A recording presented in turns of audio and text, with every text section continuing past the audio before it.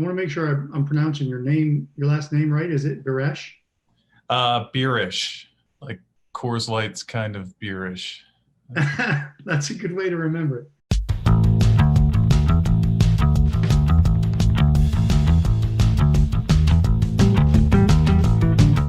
Hello, everyone.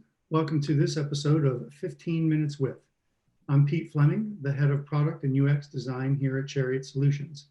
The topic we're going to discuss today is mobile app developer looking through a UX lens.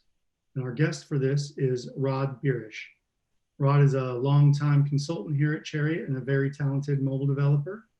And if you want to hear more from Rod, you can check out, he's got a bunch of blog articles on Chariot's website, as well as a number of tutorials on raywenderlich.com, which is a well-known, well-respected resource for programmers out there on the web, if you're not familiar.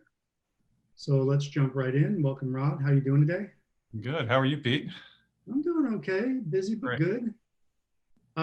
So before we jump too deeply into today's topic, let's just start with you. Can you give us just a quick background about yourself? Sure. Again, my name is Rod Biresch. I'm probably for the last 8 years, I've been on the mobile app development team here at Chariot Solutions. This year happens to be my 15th year at Chariot, so I'm pretty proud of that. Little history about me. My career in technology started a long time ago, and it really started kind of in this state behind me with that mountain. That mountain is Superstition Mountain.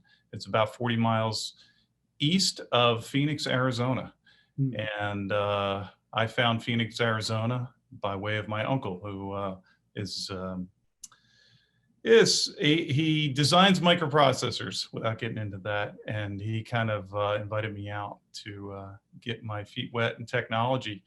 And the reason I bring his name up is because he is a member at this golf club, Superstition Mountain Golf Club. And he's the first one to introduce me to golf.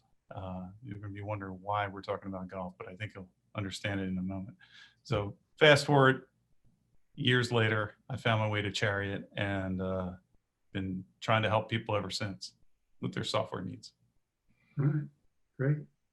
So as you alluded to, golf, you have a golf app that you started yourself and did some development about, which we're going to use sort of as our muse today to talk about this developer looking through a UX lens. So maybe you could start, talk a little bit about this pet project app of yours. Tell us a little bit about how it started and the early genesis of it. Sure. Like I mentioned, I've been playing golf a long time. And a bunch of friends of mine, we always play this game called Wolf. And it's a game that you track on your scorecard as you're playing golf. And for a long time, we've been messing it up. We get started, start scribbling down points, and halfway through the round, maybe a little bit, 3/4 of the way through, somebody messes up some score, and we end up just throwing it out, the scorecard at least for Wolf, and continue just playing. So a buddy of mine said, "Hey, Rod, you build apps. Why don't you just build a Wolf app so we can track this stuff and we can have fun without messing up the score?" So I guess it was late 2016. I decided I had a little PTO time I needed to burn. Took about a week off and wrote software. Not probably the best way to use your vacation time, but I decided to write it, and it's been a nice little project ever since. Awesome. So let's fast forward a little bit now to about a month or two ago when you brought this to Chariot, and we had some discussions internally, and we decided to take this on more as a company pet project and maybe do something, take the app to the next level, make some updates and stuff. So, at that point in time, you kind of went from being the developer of this thing almost to sitting on the client side. So can you tell us a little bit about that change in perspective or in experience? Yeah, sure. When I built the app, not much UX design skills that I have. So I just use what probably most developers wanting to put an app out there do is it's an Android app. So I look to Google and try to just take whatever design that was in vogue back in 2016, 2017, and it's usually material design, and apply it, which kind of made a half decent looking app. With a little help from another designer, he assisted me with some colors and things. And that kind of was the end of my UX. And then, as you mentioned, when we started doing this about a month ago, no longer the developer role. I was playing a product owner role, and it certainly opened my eyes to a lot of different things. I know, Pete, you were pretty instrumental in guiding me through it, but sitting on the other side, not being a developer, and when you're a developer, sometimes things look very obvious to you. And they are obvious when somebody gives you the answer, right? You say, oh yeah, sure, of course, it looks like that. Well, how else would it be? Yeah. Except when I was sitting on the other side and asking for opinions and thoughts, and it certainly was an eye-opening experience. It was a little more difficult than I expected. Maybe we could coin a phrase here: Monday morning UX design. It's always easy after the fact. Absolutely. Of course, I would have done it that way, you know? So, I mean, you're not new to working with UX developers. You and I have worked on many projects in the past, and I'm sure you've worked with some of Chariot's clients, with other UX teams.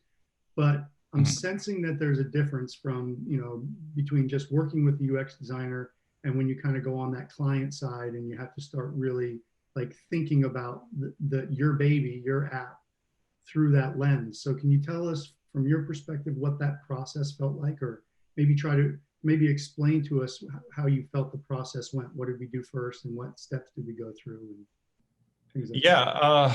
I think just that notion of ownership really changed things for me, because it was really easy for me to fall into the role of, all right, the designer's asking me questions, and you have to think about the problem holistically, meaning that we're not just talking about solving a problem with software or maybe providing a better user experience, but you're bringing branding into it, logos, and how, if you take it one step further, how does that come into marketing? And this is all stuff I don't know about. I've been around it for a long time, and I've worked with people that have a good handle on marketing and UX design, but being the decision maker was probably the most eye-opening, because it's usually I'm usually on the receiving end. Somebody would say, okay, this is how we're going to do it. I'm like, okay, that's pretty simple. My job's simple. I just build it. Making those decisions, got to be a little difficult at times, especially when you talk about logos and colors, and maybe how to make it exciting and transitions. And it's not just somebody telling you what that should be, it's making a decision on how it should be. Doesn't seem that difficult, but when you're actually sitting in that chair, it's more difficult than it appears. Would you say it was a little bit, you got to see a little bit more like how the sausage was made from the design point of view? Yeah, exactly. There's a lot of, I guess there was a lot more thought. I mean, there's a lot of thought into developing software, and you're in your mind a lot. It's very abstract, but there's a lot of thought going into envisioning, as you would walk me through different flows and screens, and how I would, just envisioning how this was going to appear and to the user and how they would use it. There was a lot of effort involved just thinking about that. So maybe the right side of my brain just wasn't used to all this creativity. I don't know. So let's get nitty gritty a little bit, so that anybody listening we can move out of the abstract a little bit and talk about maybe some specific features that we either updated or added or took away, or some things that you feel like, moved the needle and made some significant experience changes inside the app. I think probably the biggest thing that made a huge impact, which wasn't obvious to me as Rod, the mobile app developer, is inputting scores. So, we have typically 4 players. Sometimes you're allowed to do more than 4, but this game works best with 4 players. And when you finish the hole, you play the hole out just like you would normally play a round of golf or a hole of golf, and put your score. So popped up a, the UI, let's see if I can describe this without actually showing it to you. But the UI used to have just regular text fields where you could tap into it. It would bring up the keyboard and you would put in your score, and then tap into the next one. Likewise until you're done, and then you hit what be equivalent to a save button or just swipe away or whatever. That change from that experience, what I described, to just having like a plus and a minus button with a number as a starting point. Say it's 4 and you scored 5 and you just press the plus button and you move on. That seems pretty obvious now. At the time, I thought, you just use the keyboard and that's enough. But it got to be cumbersome, and I didn't know it was cumbersome until somebody like you, Pete, used it and said, this feels a little clunky. That was huge. And when I used it on the golf course after we made the change, it was like night and day. I could get through the hole and get on with having a good time with my friends, entering the scores in without much of a hitch at all. In fact, not at all. Yeah, so let's talk a little bit about, we kicked off the project. We started with just a UX analysis, right?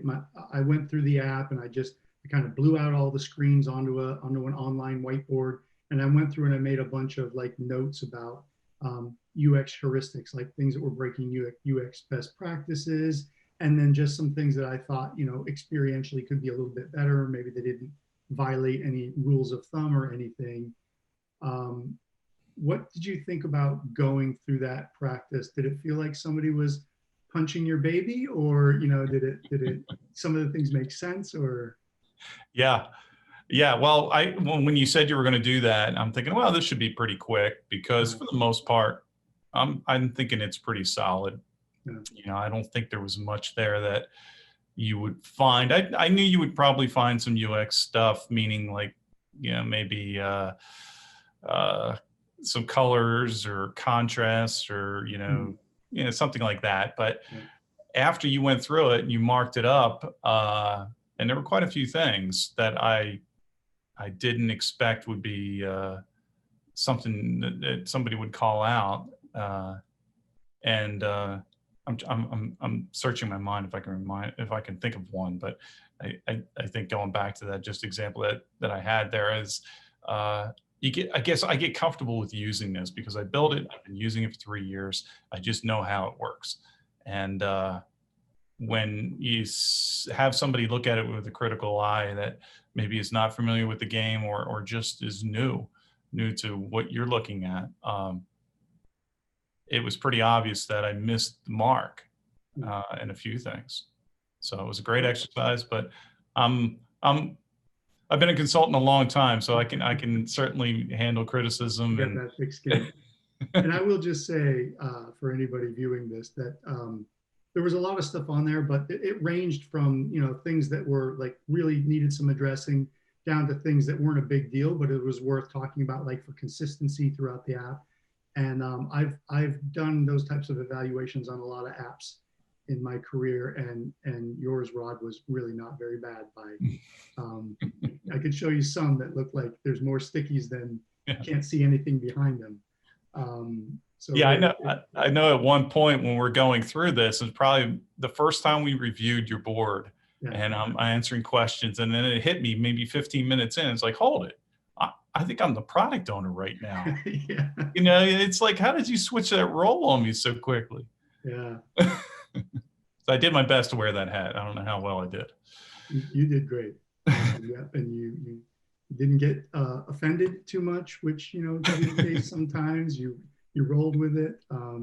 You picked your battles. You dug in on some things that were important to you, and you are the domain expert. So we would expect that. Not only were you the developer, but the golf expert here helped a lot too. So we're getting close to our time. So let me close with one more question. Maybe just tell us a little bit like I said, you have a lot of experience. UX isn't new to you. You've worked with UXers before, but having gone through this with your own product and being this ingrained and in the process, how has your perspective changed on user experience having gone through this, if it has changed? Uh, Perspective, maybe it hasn't changed a whole lot, but I'm more aware. I'm more aware of the changes that we're making now, knowing that, okay, these changes may impact the UI, may impact the UX. We shouldn't just make them. We should probably have a discussion with designers and just bring it, bring it up sooner than later, because usually there'll be some kind of change that if it's not addressed early on, there's going to be more involved. So I think I've always had an appreciation for UX. It's just that now I'm a little more in tune to knowing when we got to get people involved. That's great. All right, well, this has been really good. I really appreciate your time. Thanks Thank for you. spending a little bit of time with us today. And Thanks. I look forward to seeing you back in the office, or maybe out grab a beer or something at some point in time. I think we're looking at 2021 by the time we can do that, right? Hopefully. Fingers crossed.